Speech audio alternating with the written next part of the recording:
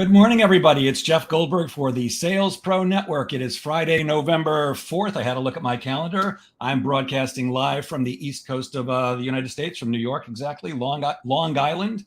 As some of you know, I'm a sales coach and trainer. I work with both individuals and organizations to help them get measurable and sustainable sales increases. And I founded the Sales Pro Network, I think just a little over 2 years ago now, to be a place where salespeople can come and network with each other, learn from each other. A lot of my competitors are on there, and we're happy to take questions and offer great coaching. And every Friday morning at 10 a.m., we either do a live training or I bring you someone who can add value to the profession of sales. Before I introduce today's wonderful guest, who's already smiling for us, if you are watching us live, please say hello in the comments. And if you're watching us live on Facebook but have not connected your account to StreamYard, we're not going to know your name. It'll just say Facebook user. So if you're on Facebook and you haven't connected your account, please say hi and say who you are. If you have any questions for our guest, please put those in the comments and I'll pass those along. And finally, if you're watching us on the replay, then please put replay in the comments. And now it's my pleasure to introduce you to today's guest. I'm actually going to read from her website because I was so impressed with what it says. Allante Collier is the CEO of Streamline and Scale Company, which is the leading full-service operations management agency supporting founders and CEOs. She and her company support their clients in building the business infrastructure and managing operations to scale profits and sustain success. And to date, Allante has helped over 1,100 global entrepreneurs grow, streamline, and scale their service-based business. Good morning, Allante. Good morning, Jeff. Happy Friday. I'm so excited to be here. And I'm excited to have you here. Can we start with, who is Allante? Well, what brought you up to this moment? Yeah, so Allante in a nutshell is an engineer turned serial entrepreneur who is on a mission to bridge this global wealth gap. And so I guess all roads start at the ripe age of 16. And at that age, that's where I discovered my love of engineering. Back then, I was interning for Cisco Systems. I was doing some trend analysis way back in the day for cable boxes. And I fell in love. I'm one of those nerds who love the data, love making sense of the data. So fast forward to college, got my engineering degree. I jumped into the project management space in the construction industry. I'm one of those weird people. I didn't hate my job. I loved what I was doing. I loved who I was working with, what the work I was doing. But it was the unfulfillment that became too much for me, right? And so it's been almost 3 years now. Oh my God. But at the tail end of 2019, that's when I made my corporate escape. But back then I had no clue how to be a CEO, what that looked like. I was just kind of winging it, taking a lot of messy action. Right. And back then I thought that we had to choose what type of freedom we wanted, whether it was time freedom or money freedom. So all of 2020, I took messy action and eventually I figured out, okay, this is the type of CEO I want to be. This is how I want to move, work, operate. And so I made a pivot at the tail end of 2021. It was like Q3 2021. And that's when all roads came full circle. I became very clear on that type of CEO I wanted. Everything came into alignment and things just kind of took off. So long story short, here I am, full-time entrepreneur, growing and scaling. Wow. And what type of engineering did you study? Industrial engineering, the best one. Well, we were chatting just before we went on, and I mentioned my oldest daughter. She's studying aerospace engineering at the University of Virginia right now. And I'm not supposed to say out loud which company she's interviewing with. I whispered it to you, but don't tell her. Yeah, engineers have a certain type of mind that really sees the world in a different way than most people. Absolutely. And shout out to the engineers out there, and absolutely to your daughter too, because we're rare, but the way we think and maneuver is what makes us special and unique. And the one thing that I love about industrial engineering is the combination of business and technology. So I get to geek out with the numbers and data and tech, but I also get to interact with people like this face to face. So it's like the best of both worlds. Yeah. Let's say shout out to the female engineers, all the STEM people, because there aren't enough of those. And like you, it sounds like my daughter, I'm the opposite, but she loves numbers like crazy. She shows me her math sometimes on FaceTime, and I'm like, what planet is that from? She eats physics for breakfast and spits it out for lunch. So I get it. Girl. Yeah. Yes. Maybe I should hook the two of you up. You could probably have a great chat. Oh, yeah. You say you're unorthodox in every way. How so? I am so first, let me start here because I do not look like what I should be doing. What do I mean by that? Well, I'm a young female Black engineer turned entrepreneur who's running an operations management agency. There, I have not come across anyone else who does what I do. So that's what I mean, unorthodox, right? And so I'm unorthodox in how I think, how I move, how I do things, how I build things, and I challenge the status quo a lot. So that makes me unorthodox in almost every way. And one of the things that you help leaders do is to become a time-rich CEO. What is a time-rich CEO, and how can we become one of those? Yes. So a time-rich CEO is the new modern day CEO who has both the time freedom and the money freedom. Now, the difference is my version of a time-rich CEO will look completely different from your version of a time-rich CEO, Jeff. But in all aspects of life, whether it's business, career, or your professional life, you're operating as a CEO. You're taking control of your day from sunup to sundown, taking responsibility for everything in your life, for where you are in your life, right? And then operating and thinking and moving as a CEO. So that's what a time-rich CEO is, Chef. Not having to choose which crossroad, but having both of them and allowing you to have that lifestyle, right? Have the business or have the career that complements that dream lifestyle that you want.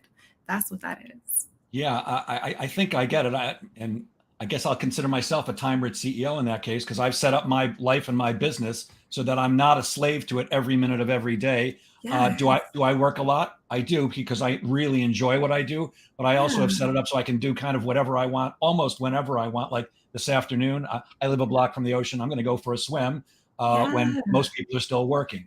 That's the goals. Yeah, yeah, and I'll take my dog to the vet later for his shot, and that's the way I've set up my life, especially during the summer. As you can imagine, living close to the ocean, I try to set it up so that by 2 or 3 o'clock every day, I'm just done, and I can go out and enjoy myself, maybe sip a little tequila and watch the waves. All right, time-rich CEO. That's what it's all about. That's a perfect example, Jeff. So for the people who don't see themselves as time rich, whether they're the CEO of a company or the CEO of their life and their own business, and this group is for salespeople, and I consider salespeople to be really the CEOs of their own business, even when they work for a large company. So if we don't have that time rich ability right now, how do we get it? How do we start prioritizing our lives and balancing it with the fact that we have to make money?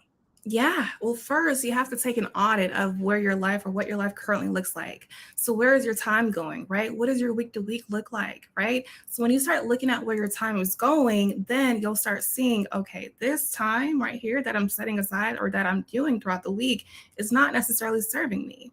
So, first, take an audit so you at least know where everything is currently at.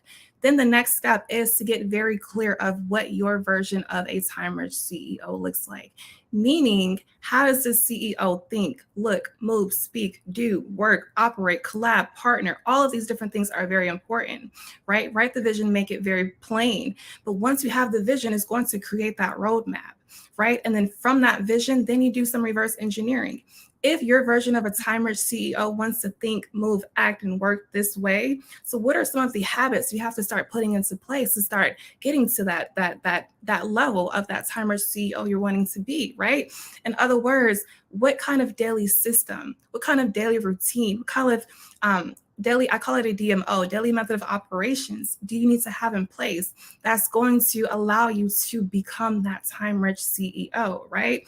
And then the last thing is have some accountability, right? Once you take an audit of where your life currently is, you have the vision, you do some reverse engineering to create your daily system. Now, how are you going to hold yourself accountable each and every month to make that happen? That's how you can keep it as simple as possible, right? To be that time-rich CEO, Jeff. That's awesome. I love the idea of an audit. In fact, I often do that with my coaching clients. One of the things I find is that salespeople are typically working very hard, but they're not always productive. They're busy, but they're not productive. And one of the things I have them do is for 5 days, just track everything they do. Just write it down on a piece of paper. Here's how long it took. Here's what I did, without judgment. And the key is always, you've got to be honest. If you're looking at Facebook for 45 minutes, is that being productive? Probably not, but write it down, because you want to see where your time is going. It's kind of like, I've yo-yoed my weight, way more times than I can count. And, I've gone through many of the different systems, and almost all of them they have you do that. They have you journal for 2 weeks about what you're eating. Every time I've done that, when I look back at it, I'm disgusted because all the stuff I put in my mouth in a 2-week period. But You surprise yourself. well, I could certainly eat better than I do, but with time, I find that you can almost always make more money. In fact, you can always make more money. You can almost always regain your health if you're sick. Not always, but almost always. But the one thing you cannot get back is your time. The time that you and I are investing right now, we'll never get this back. So it's either profitable for us and the audience or not. And it's the same with everything you do. And when you track your time and actually look at it, you can see where are the weaknesses, where are the openings, where can I shift things around? That's what you're talking about, right? Absolutely. Absolutely. And then, right, after you take that audit, then kind of look at, right, there's different parts of the day where you work best, where you do certain things best. So once you have this audit, you know where your time is going. Now look at what parts of the day can you fit what you're doing, a lot of the work. What part of the day doesn't make sense to do this kind of thing? Where are you most productive with this task, right? That changes the ball game, Jeff. And we can get into that a little bit. But yes, absolutely.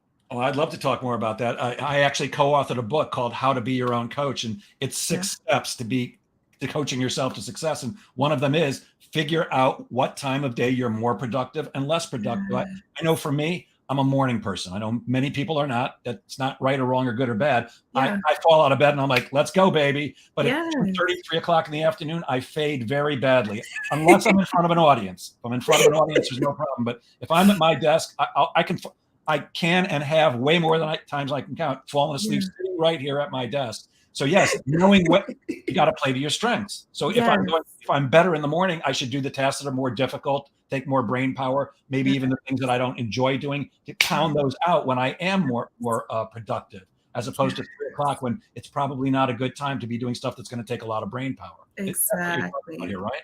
Exactly. Because the thing is, if you continue doing it that way, one, you're now hurting your productivity. When you're like, for me, I crash around 3, 4, 5, I get brain fogs. So I know if I'm having any meetings or trying to do any intense work, it's not going to be my best work. It's going to be shit, right? So why would I do myself a disservice and continue doing and maneuvering and working in an unproductive or unproductive way when I'm in control of my life? I'm operating as the CEO of my life. I get to set the tone for my day, and I get to control at what hour, at what part of the day am I doing what specific task. And when you're operating like that, then you have boundaries in place. Then it's so much easier to focus on those tasks that you need to focus on. And then once you're done for the day, cut it off. I'm one of those people, I have a really bad habit. Or I'm a recovering workaholic. I have a really bad habit that once my needle moving tasks are done for the day, I'm finding something else to do, whether it's busy work, because I'm like you, Jeff, I love what I do so much. What other projects can I work on? But sometimes you have to cut it off so you can at least have some time to recharge, right? Fill back your cup. Have some time for you so you can be energized for the next day. Absolutely. Yeah. So first of all, for me, and I don't know if this needs to be a secret, and maybe it's just an age thing, but I'll take a nap if I need to, and I'm a big fan of naps.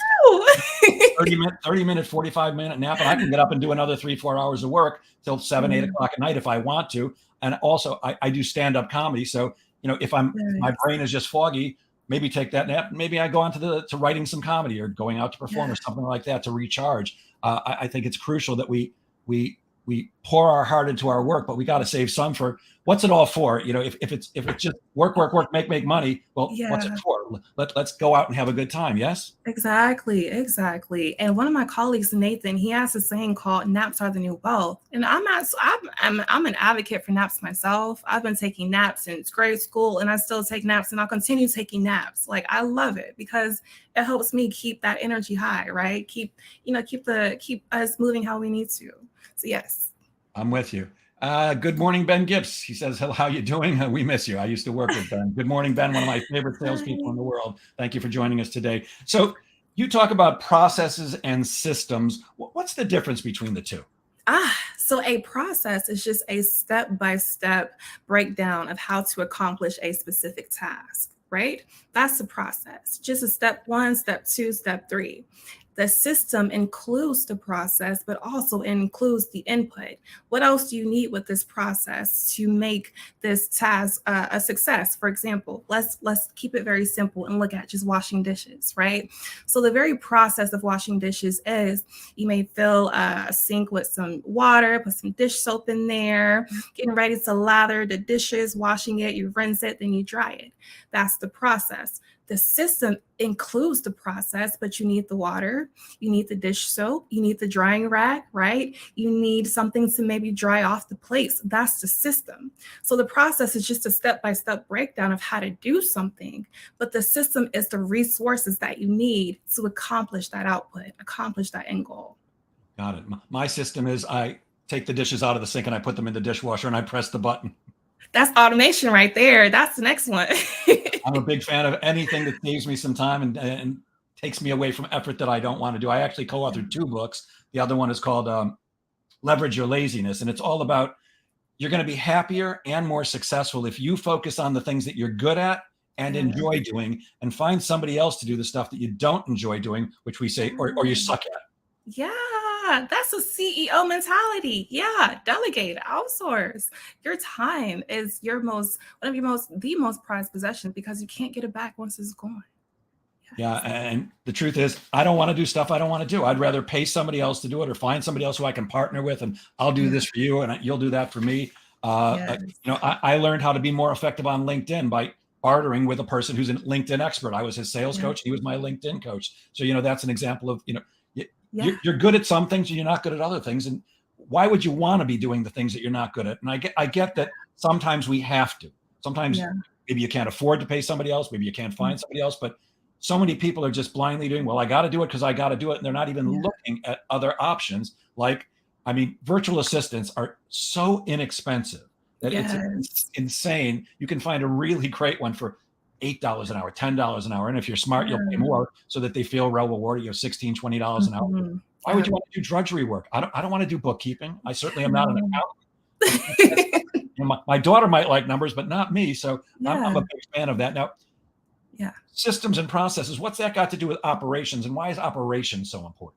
So operations is what includes the system, right? So in order to have operations, you have to figure out what systems do you need to have in place to have the day-to-day operations that keeps the needle moving, that keeps the business moving, that keeps whatever that machine moving, right?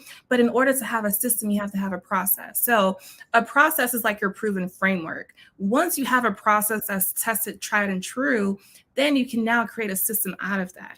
When you have a system out of that, now you can start looking at the operations, a more higher level kind of viewpoint, and then look at how all of the different moving pieces, how all of the different systems, what systems do you need to have together in this collective body of work, right? To have a seamless operation, if that makes sense. So operations is the umbrella, then it breaks down into different systems. And in order to have systems, you have to have proven processes in place. So it's like a building block, if that makes sense. It does. So one of the things I find in my coaching practice and when working with larger organizations is that most salespeople and sales managers and VPs of sales, they're so busy doing the job, making calls, sending emails, whatever it is that they're doing to develop and then close business, that they never take the time to work on their business. And I was taught, I hired a very expensive coach years ago to help me kind of shift my business. And the very first thing she taught me was the difference between working in your business and working on your business. So for those who aren't familiar with the concepts, which you're nodding, so I know you do, but most of us, working in my business is making calls and giving coaching and doing training, writing proposals, and all that stuff that I need to generate dollars. But where I found a true breakthrough was when she got me to commit to working on my business, which meant sitting back in my chair, staring up at the ceiling or closing my eyes and just thinking about, how can I do things differently? What can I change? How can I do it better? Is there a better way? And I fought her like a dog, by the way. She wanted me to commit to 5 hours a week, 1 hour a day at the end of every day, just working on my business. I said, I don't have 5 hours a day to give away to that. She got me to commit to 3, like any good coaches. She meet in the middle. And I found miracles. The first thing I discovered was I didn't really want to change my business the way I thought I did. And then she helped me improve the business that I actually had. Yes. Something else you said earlier, which I didn't comment on, which I think is so crucial. You said the A word, accountability. Mm, So many people have nobody that they're accountable to. And yeah. I'm constantly stunned by how the people that you work with will tell you what they like about you and why they like working with you. And I'm Yeah. constantly shocked because, we have in our head, well, here's why people like working with me. Here's why they like my coaching or my training or whatever it is. And I'm Yeah. constantly stunned. One of the things that my coaching clients tell me religiously is the thing they like most is that I hold them accountable. I get them to make promises Mm, about prospecting and I hold them accountable. And yes. that's surprising to me because I find most people don't think they want to be held accountable, but they actually do. When you Yeah. make a promise to somebody else and you Yeah. know somebody's watching you, it Yeah. really helps you be more productive. Can you speak to that just a little bit? Yes, because a lot of us don't really have a strategy problem or like a tactic problem. Like a lot of us, at the end of the day, it comes down to having some kind of accountability, right? So, for example, for coaches, when you're working with clients and you're onboarding a client and they're telling you what their goals are, right? So, even if you give them the entire roadmap, there is no promise that they're actually going to do the work, right? The real action, the real transformation comes to holding them accountable. A lot of us, we say we don't want accountability, or, we say we don't want these things because at the end of the day, when you say that you want this goal or you want this success, and someone's like, okay, what did you do to get there? Now it's like, okay, now you feel some kind of way because you didn't do the work that you said you were going to do last week, right? Now that person's holding you accountable. That's why a lot of people don't like accountability, but it's needed. We don't need a lot of yes men around our circle. We need iron sharpens iron. We need people around us who's number one on board with the mission that we have, but also someone, once we confide in that person what our success goals are, then we trust them enough to, okay, listen, I know that, because of our relationship, I know that you care about my success just as much as I do. So hold me accountable every week, every month, whatever that looks like. But that accountability piece is a non-negotiable, because without it, you'll be going around in circles for months, for years, and wondering, I don't know what I'm doing wrong. Well, no one's holding you accountable, not even yourself, right? That's so crucial, so crucial. Yeah, and when you're looking to have an accountability partner, and by the way, I say it doesn't have to be a paid coach like yourself or myself to hold somebody accountable. I always suggest to Yeah, salespeople, get a partner. Meet yeah, once a week for lunch or do a Zoom call or whatever it is. And it doesn't yeah, have to take long. Make promises to each other and then hold each other accountable. But the key is it yes, can't be the type of person who goes, well, that's okay. I know you tried your best. For yeah, me, I actually tell my clients before they sign on with me, look, if you mhm, break two promises to me, I'm firing you as a client. And if you've mhm, already paid me, you're not getting your money back. I'm yeah, sorry.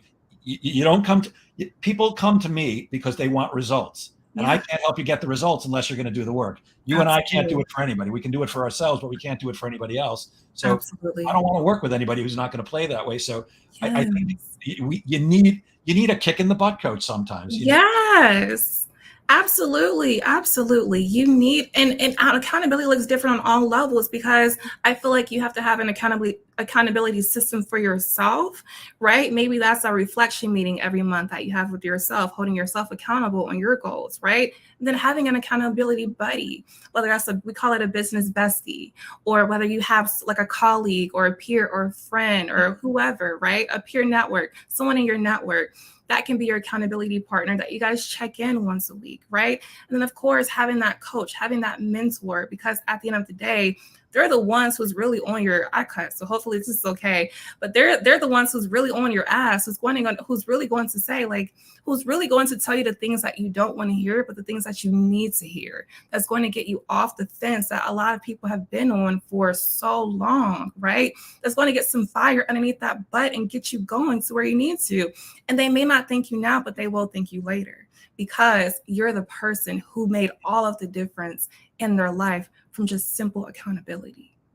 Yeah, there's a great quote that I love that says, a great coach is someone who can get you to do the things that you don't want to do in order to help you become the person that you want to be. Oh, I love that. Yeah, Vince Lombardi.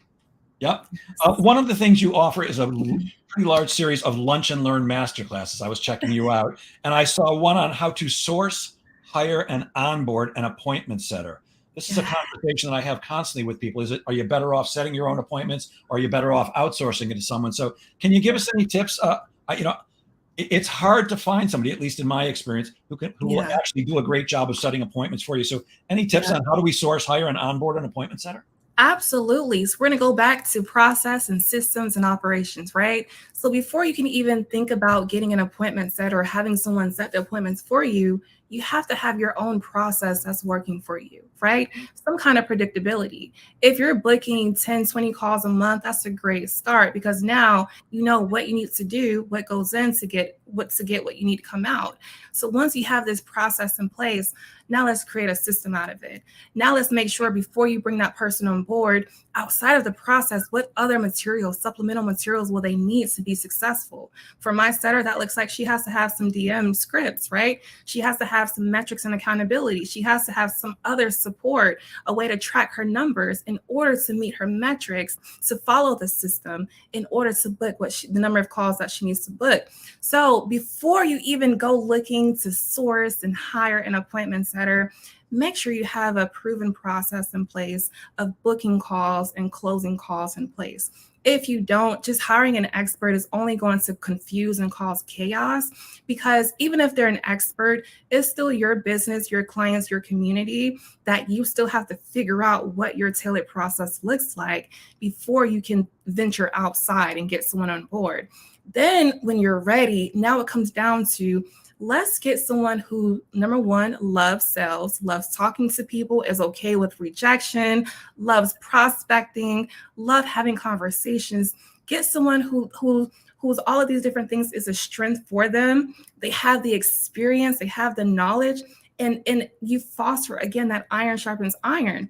Everyone that I hire onto my team can do my job or better, can do my job as well as I can or better than I can. And that's what I want, right? Because I want you to take what I've done and amplify it as much as possible.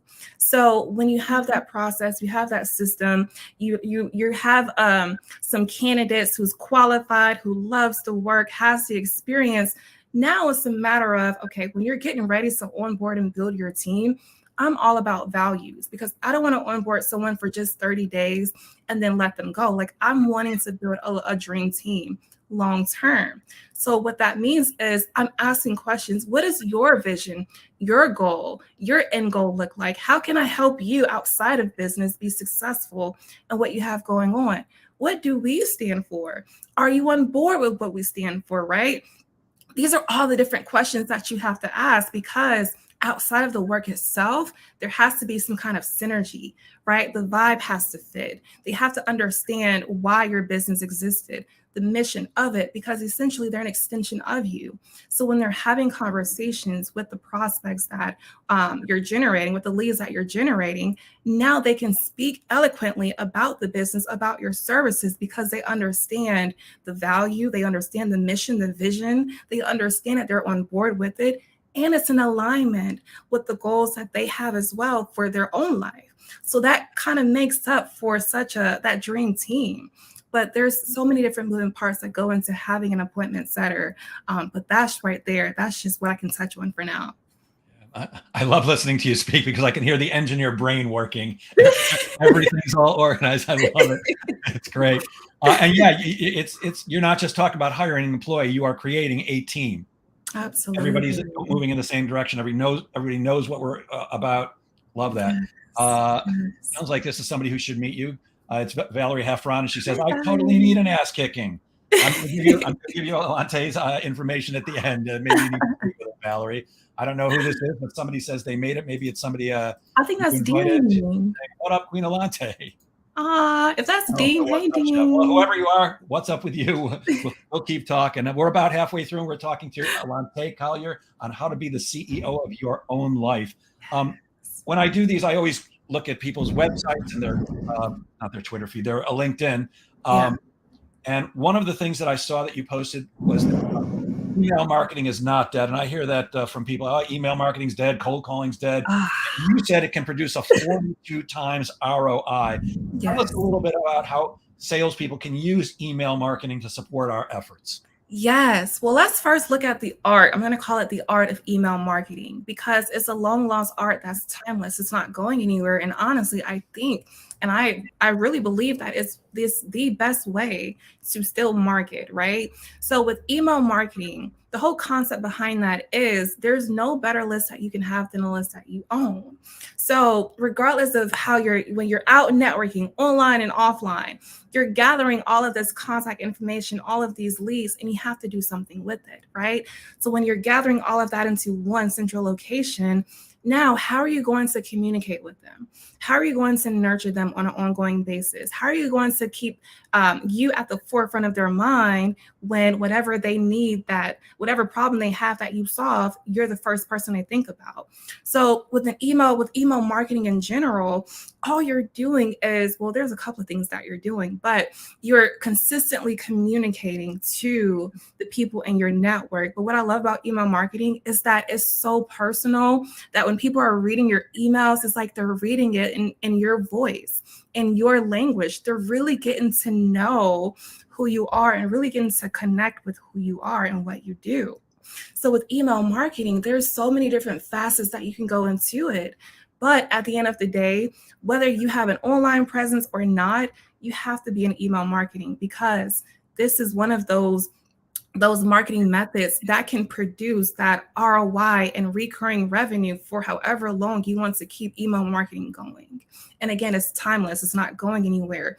Facebook and Instagram, they've been glitching all year for years, right? But guess what? It's not going away. They can shut down YouTube, LinkedIn, Facebook, Twitter, Clubhouse. But you know what? At least you still have a way to communicate with those people when the virtual world isn't virtually doing what it needs to do. So yes, email marketing is golden. Yeah, I preach this constantly, that you've got to consistently touch your prospects and clients.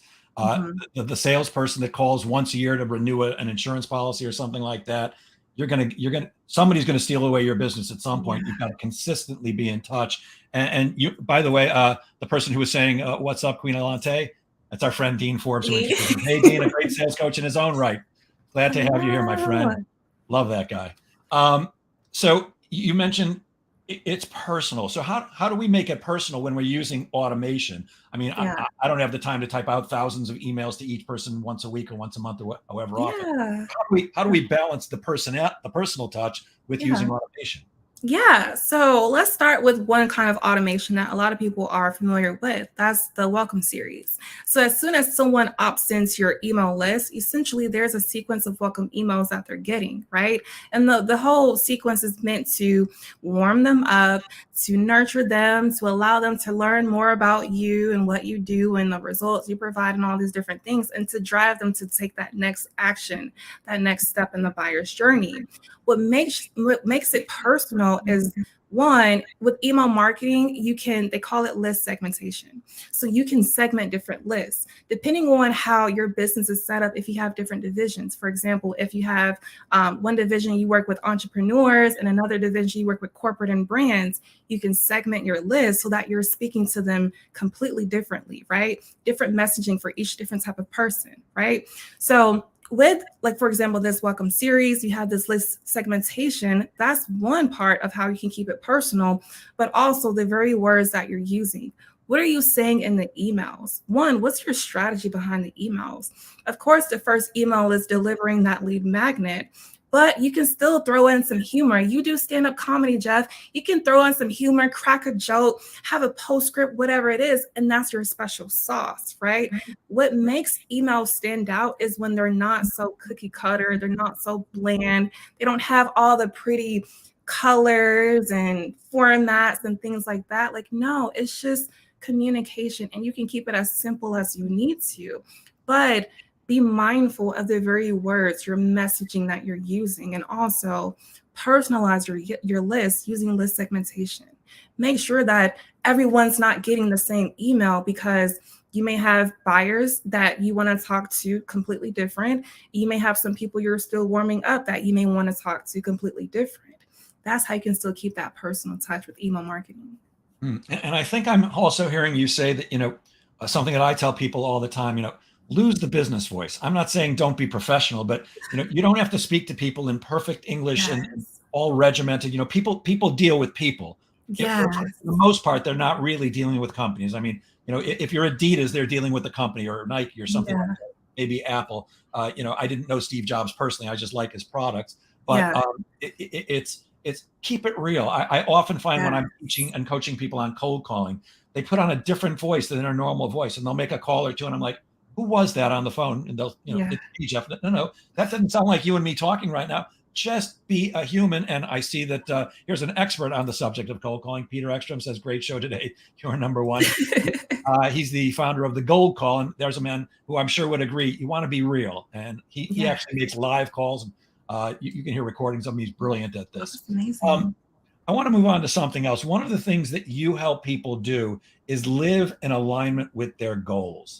Are most people doing that? And if not, how can we? So I thought I was living in alignment with my goals back when I was working in corporate. But what I was really doing was doing what everyone else wanted me to do. They say go to school, get a degree, and get a great job. I did that to the T. But that wasn't necessarily what I wanted to do. I was living so out of alignment. And the way that I knew that was, even though I was working so hard, I didn't, number one, have anything to show for it. And two, I had this empty void inside that I was always trying to fill, chasing the next shiny object, trying to fill that void. So eventually that void became so much that I had to figure out, how can I find fulfillment in my career? And that fulfillment comes from being in alignment. Now, how do you get into alignment?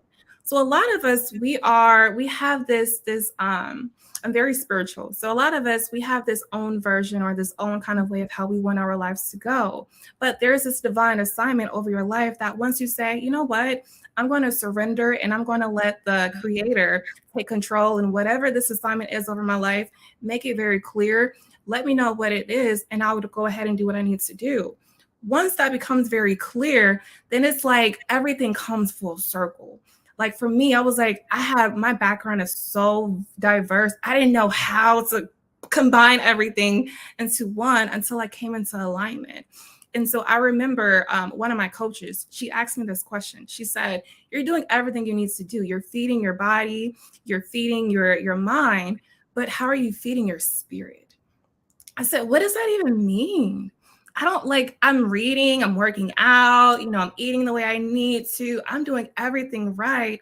But because that void, that unfulfillment came from, I didn't know how to feed my spirit. I didn't know who I really was at core. So once you know who you really are and you strip off all the layers that everyone else around you wanted you to be, that's why I love the pandemic. It's a blessing and a curse, because that moment of reflection allowed us to really look at our life and say, am I really happy with where I am? Am I really happy with what I'm doing? Am I really fulfilled? And for a majority of people, no. That's why a lot of people went out to go start their business and chase their dreams, right?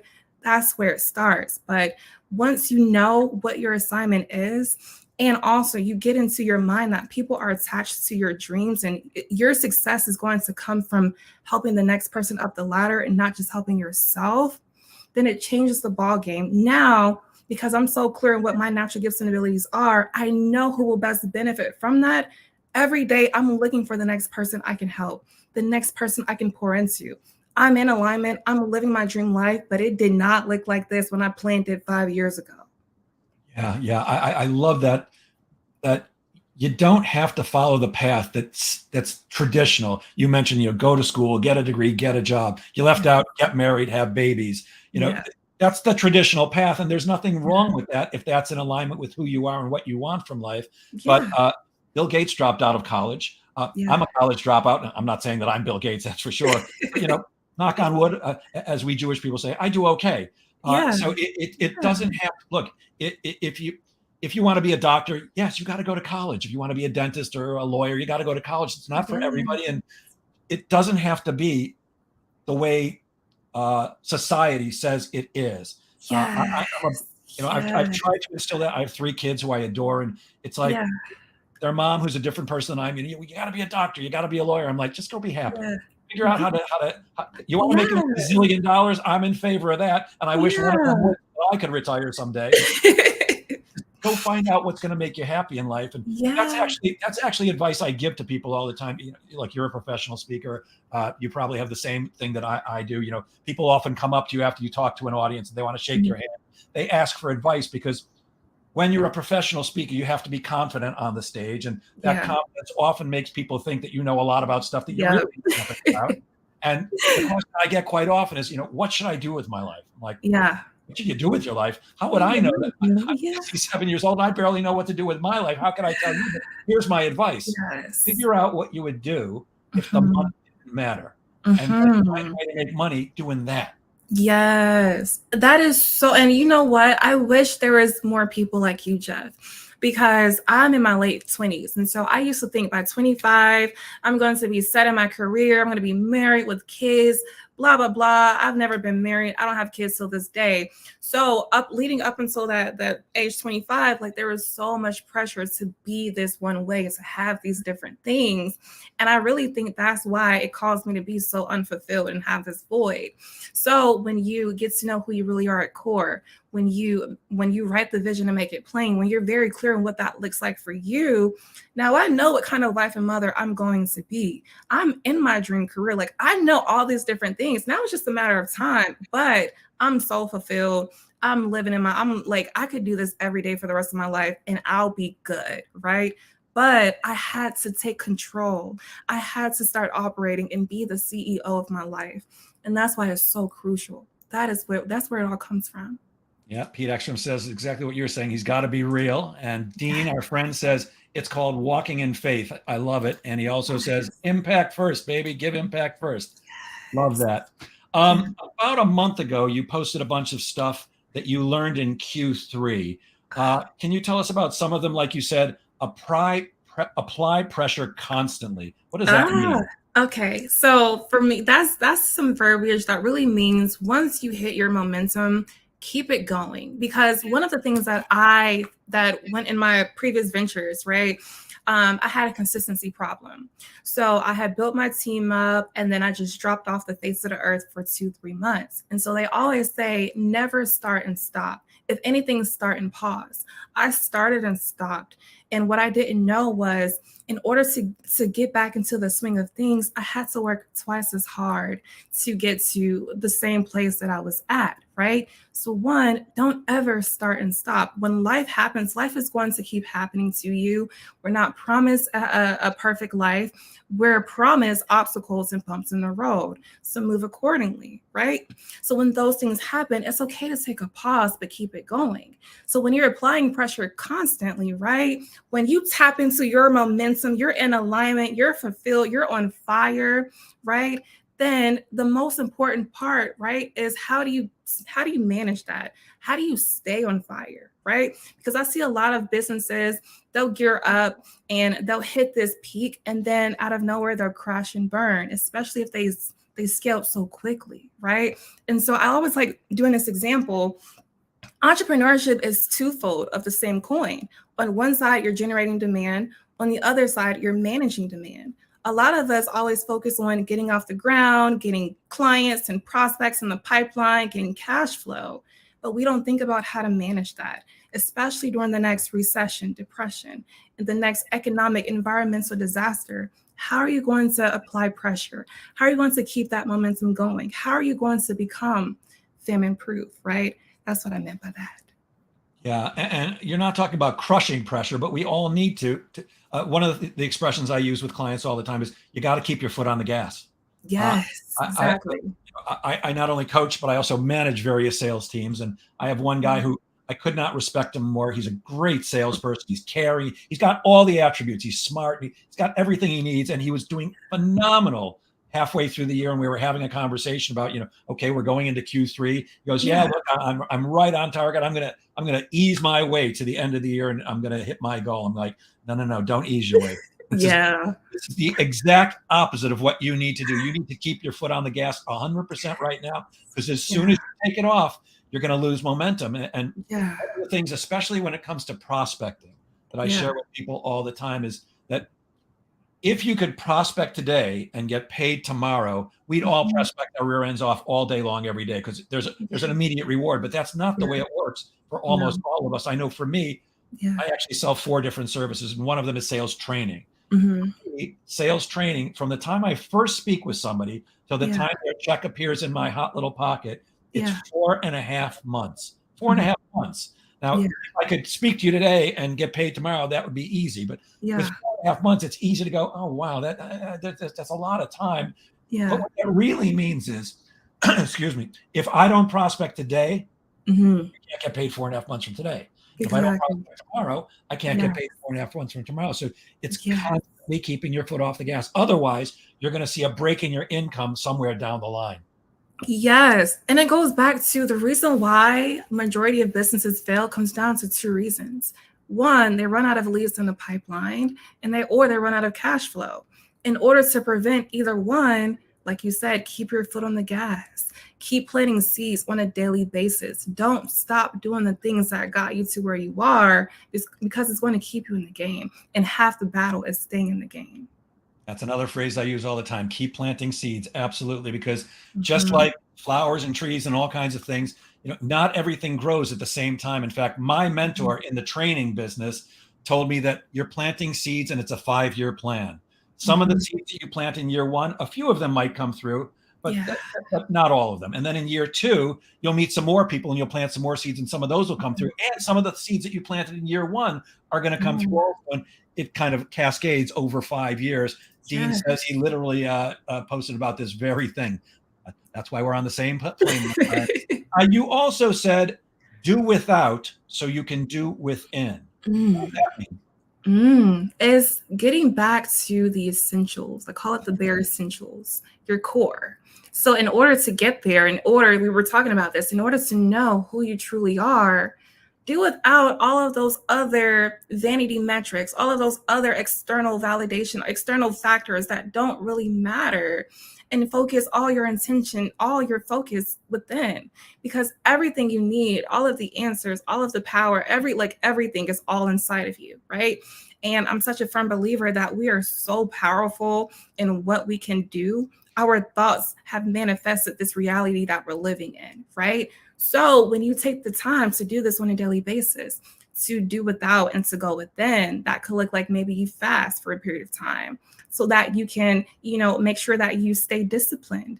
Maybe you meditate, right? And you focus all your efforts on just, being centered and really getting to know who you are at core, so that on your day to day, you can stay in tunnel vision, right? But all that simply means is do without the things that's not serving you and stick to the things that are, because this is what's going to, number one, amplify your success. And that's what's going to get you to that next level, that next step.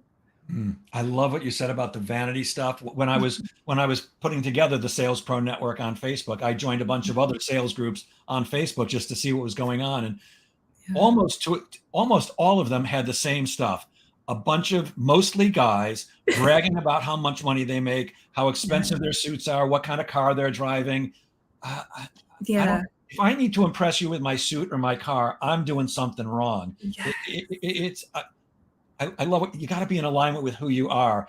You make more money than me. I don't care. I just need to make enough so I can do what I need to do. I'm Yeah. not, look, am I impressed with somebody who makes a lot of money? Yes, it's impressive when anybody does, as long as they're not lying, cheating, or stealing, or ripping Yeah. people off. But Love that. that's not what it's about. How good a human being are you?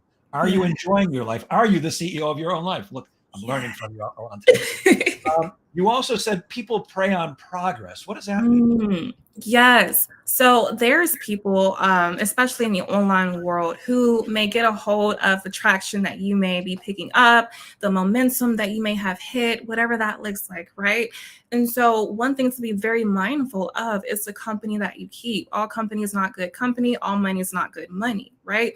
People prey on progress. So there may be some people who may have a completely different kind of MO when they're trying to get into your network, get into your circle. So all that means is just to watch your back, be on the lookout, right? Because you never know. Number one, you never know who's watching, and also you never know what someone's angle is. You never know what someone's, what is that word? Intention is, right? So just move accordingly and just be mindful of the company you keep. Yeah, and if I could add to that, be straightforward. Deal with people honestly. Tell them what's on their mind. Yes. One of the things that It probably happens to you too. I get 5 to 10 invitations to link on LinkedIn every day. And as Yeah. soon as I accept the connection, the next thing you know, I've got a DM telling me how they help coaches like me get millions of leads for no money and no time at all. Yeah. It's like, really? Really? That was your intention in connecting with me? Not to Yeah. actually connect? Really? How about buying me a drink first? Let's get to know each other a little bit. I hate that stuff. Yes. Dean, our friend, says, I know, man, watching that democracy now in some of these groups is a turnoff. It's a huge turnoff. Look, I get that some people are impressed with that. It's just not the way I work, and it's not who I want to. It's not who I want to surround myself with in my life. Yes. But part of who you are is who you hang out with and who you want to be with. I want to be. That's why I formed this group. I want to be with other people who feel like me. That sales is a great career, and it doesn't have to be scummy. You don't have to lie, cheat, and steal, and it's a great opportunity. My stepfather, who was a career salesperson and taught me a lot, told me this when I was fairly young. He said, sales is a great career, and here's why. Every single day, you get to wake up, look yourself in the mirror, and give yourself a raise. And then all you have to do is go out and earn it. And that's stuck with me all these years. Oh, I love that. Yeah. I love that. You also say that the only cap on your income is your work ethic. Aren't most people working as hard as they can? If not, what can they do? No. Because we were, me and my partner, we were just having this conversation about discipline, right? So what does discipline mean, right? Discipline for me means that, number one, you're doing the things that you need to do on a consistent basis. But discipline and consistency aren't necessarily the same things, right? So you can be consistent in something and not be disciplined in something, but you can be disciplined in something. And in order to be disciplined in something, you have to be consistent in that one thing, if that makes sense. So, and I'm losing my train of thought here. Can you rephrase what was that last? Most people, seem to be working as hard as they can, but you're saying that work ethic on your income is your work ethic. Yes. So what I mean by that is I didn't realize this because naturally I'm a workaholic, but once you become an entrepreneur, the CEO of your life, then you really have to analyze and take an audit of what your work ethic looks like. No one is telling you, at least for me as an entrepreneur, no one is telling you where you need to be, what you need to do, when things need to get done, when you need to shut things off, when you need to start things, when you need to take a vacation. Like no one's telling you all these different things. Like there's so much that comes to it. So once you become disciplined in these different things, once you become disciplined in the things that you need to do to have a successful career, once you become disciplined in how you need to take a rest so that you don't burn out and crash and burn, right? This is what makes up your work ethic. So in order to have an impeccable work ethic, you have to be disciplined. In order to be disciplined, you have to, number one, have the willpower to do the things that you need to do, but you also have to be consistent on a daily basis to make that happen. And what a lot of people find that they run into is those that's experiencing income gaps typically can have a better work ethic. Those who experiences income caps, I experienced this as well working in corporate, right? I didn't just jump into the project management space because, of just network and just people I know. Like, no, your work ethic is going to allow you to have, is going to directly correlate with the type of work that you're doing, the kind of income that you're getting. And naturally, if your work ethic is great, you're going to want to be 1% better. You're going to want to climb that ladder. You're going to want to be the best version that you can be. So that's what that means. Your work ethic absolutely is what caps your income. Absolutely. Yeah. And discipline is the ability to make promises to yourself and keep them as opposed to somebody else. Do you like that one? Feel free to use it. And I love what you said. You mentioned taking a vacation. I went on a vacation this summer for the first time in, I think, 12 years. And I hadn't even realized. Now, I live at the beach, so that's kind of like living on vacation.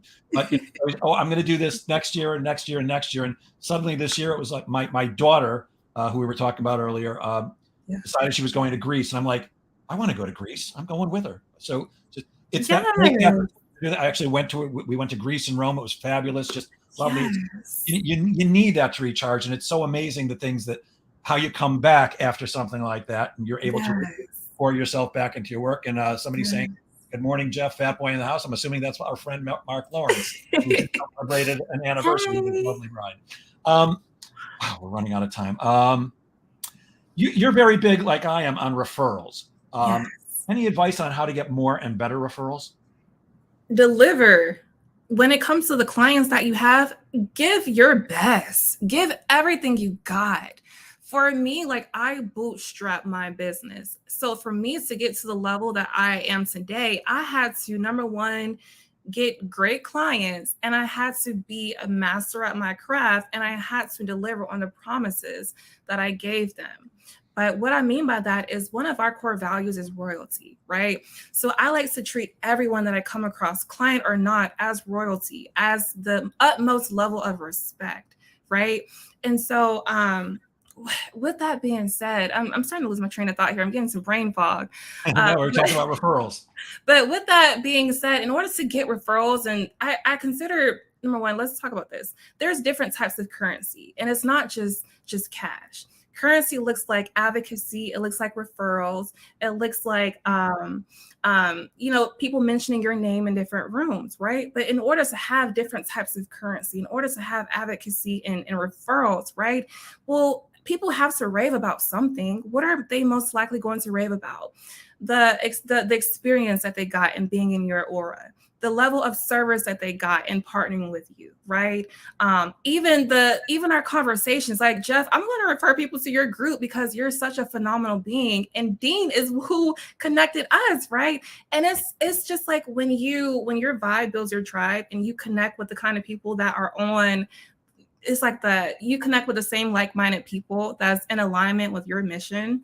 And you're one of those people that's passionate about the work that you do, and you walk and live with integrity, and you're all about success. You're all about helping the next person be as successful as they absolutely can, helping them reach their max potential.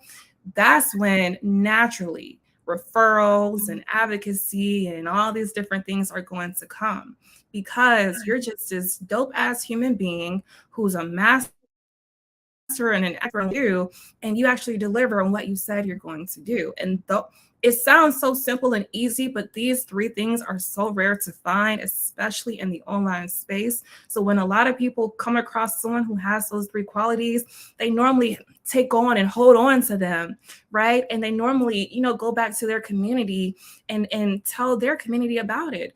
One of my favorite things is, throughout all the conversations that I have every single day, my goal is I want these people to at least go back home, maybe during family dinner, and talk about the conversation that we had. Because all I'm wanting to do is leave you off better than how I found you. I just want to make you smile and make you feel good. If I've done that, my job is done. Absolutely. I always advise salespeople to ask for referrals, but Steve Martin said, be so great that they can't ignore you. And my coach, who, just as far as I'm concerned, the greatest coach in the world, she says the exact same thing you do. You want to get more referrals? Be great at what you do. Yeah. I've referred her. She's never once asked me for a referral. I've referred her countless times because she's so damn good. So yeah, be great. We only have time for one more question, so I'm gonna give you this one. You had posted like about a half a year ago. What would the 12-year-old version of yourself tell you today? I'm going to reverse that. What would you go back and tell the 12-year-old version of Allante? Oh, Jeff. What advice would you have for her? That's a great question.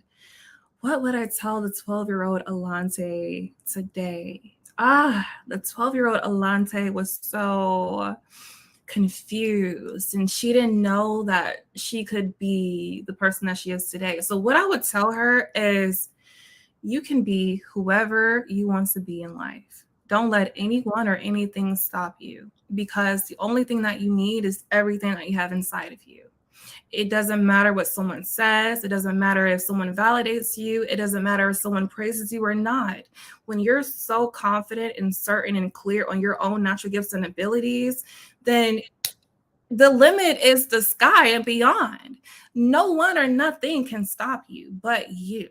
You are your own worst enemy. So the moment you get out of your own way is the moment you can experience what they call quantum leaps and take off. So get out of your own way and believe and go after those crazy dreams. That's what I would tell her.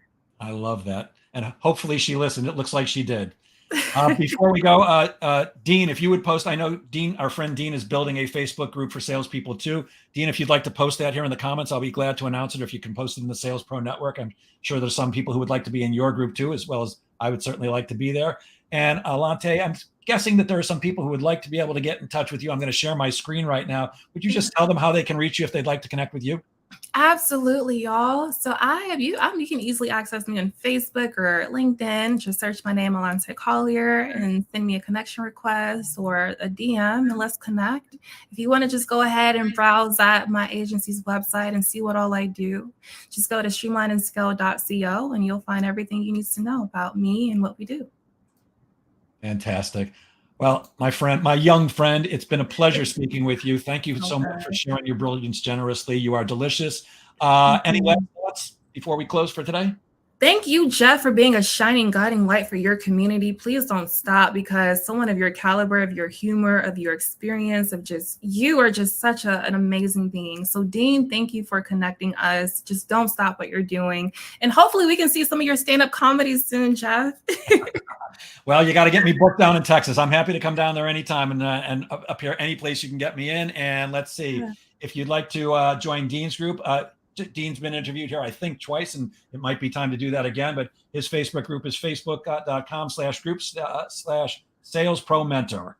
So if you're a member of the Sales Pro Network, you should definitely join Dean's group too, because he's a great guy and he knows what he's talking about. I will close as I always do, gang. Please remember that sales is a game of making things happen. So get out there and make sales happen. Thank you so much, Allante. Thank you to Dean for introducing us. Thank you, everybody. Have a great weekend. So long now.